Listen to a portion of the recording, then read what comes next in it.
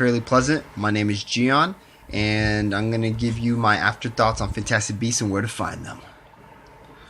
The story is about Newt Scamander, a magizoologist who arrives in New York City in 1926. He has a magical briefcase filled with magical, fantastic beasts, and a no-maj by the name of Jacob Kowalski.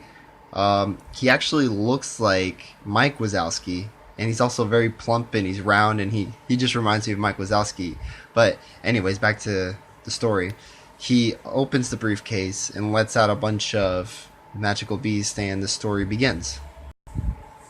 The movie spans between 2 days. So this happens in 1926. So the next year after that, his book Fantastic Beasts and Where to Find Them are published, just to let you guys know.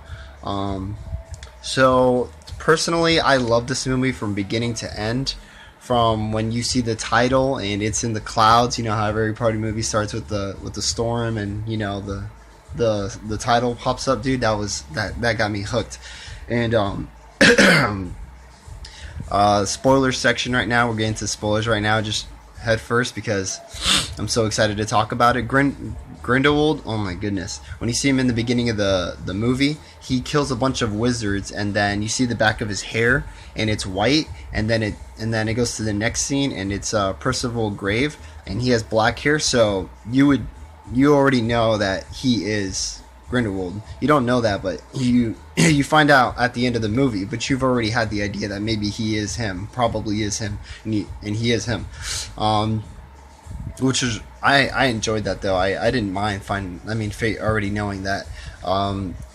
The movie, the pacing was a little bit slow, but I think that was on purpose because, you know, they have to give you so much information in this first movie because it's setting it up for 4 other movies coming after it. So I really didn't mind it, and it actually started picking up, and it wasn't like I was bored during the slow parts. I was actually enjoying the whole thing. You know, just people are just like excited to see some crazy stuff happen, which I understand if people didn't really enjoy those parts that, you know, were a little too slow.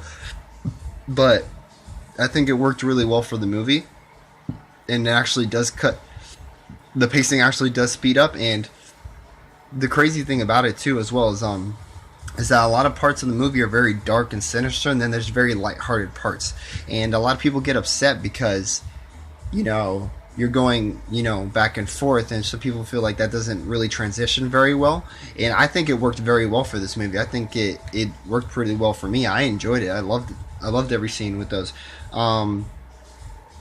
Now I just want to talk to you guys about my favorite beast, because, you know, this movie is, you know, based off the beast, so I want to talk about the beasts. So there's a bunch of them there. There's the Niffler, the Okami, the Demigeist, the Thunderbird, the Nogtail, just etc.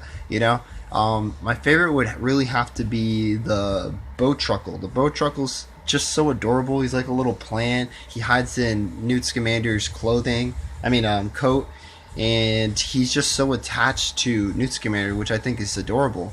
Oh, and Newt Scamander's, I love his character as well. I don't know, he's very shy. He's not very good at talking to people, but that's because he's so used to just being around animals and beasts. He's just so used to, you know, traveling and just connecting with the beasts more than he even connects to people. And I don't know, I like that about him. It's just, I don't know, I guess that's like my type of people I like watching on the big screen. So I enjoyed him. I love the chemistry between the characters. Jacob's hilarious. I love him, and I love how they're like buddy, him and Newt, and how they're friends, and they go into like ridiculous situations. They get into ridiculous situations, especially when they keep finding, every time they find Niffler, there's always something crazy happening because Newt's always trying to grab him, and then Jacob's right after him, you know, watching him. Or Jacob was actually, he was such a phenomenal character because he kind of reminded me, or I'm pretty sure the audience, of themselves being like, we feel like we connect to him a lot because we feel like we're him, in the sense that if we were in that magical world, I'm pretty sure we would react the same exact way that he did, you know, just baffled and just kind of smiling, pretty happy. And, you know, when they tell him he has to be obliviated, and obliviated is just forgetting. It's kind of the same thing as Men in Black, when they make you forget everything with the button, the little remote, or whatever that thing is, and they flash you. It's the same thing. Instead of a remote, it's a wand. You know. So yeah. So Credence also, which is more of the sinister side, which I really loved. Promise you guys, I really loved how they did it, because at first you think there's this woman that's she's really into the she's really into the New Salem Philanthropic Society. And what are they? It's just they hate witches and they hate witchcraft and they don't want anything to be a part of it. And they snap the wand that's on their banner. And there's this one woman that has a bunch of kids, like she adopted a bunch of kids, and they're all taught to just hate witches and witchcraft. And there's this one specific girl that they always focus on, and she's always singing about killing the witches. And so the whole movie, there's this thing called obscurities, and obscurities are when you suppress your magic, and it makes this dark, violent, uncontrollable anger of manifestation of magic that's just there, and it's a parasite, and it takes over those wizards, and it usually kills them around the ages of 4 to 8, or some of them survive till 10, but usually they don't pass that. Yeah, because wizards aren't strong enough at that age. But Credence was different. He was actually much, much stronger because he controlled it.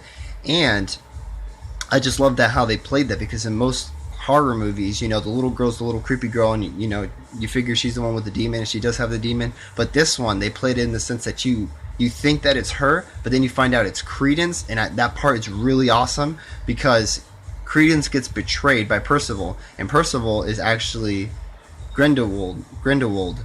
So when he finds out, when he gets betrayed, he breaks all the walls that are because he looks for Modesty, and he finds her, and he's saying like, oh, you're talking to her, and then you see Credence just destroy all the walls and just get so angry he completely releases all his anger and turns to him obscurity and just flies out.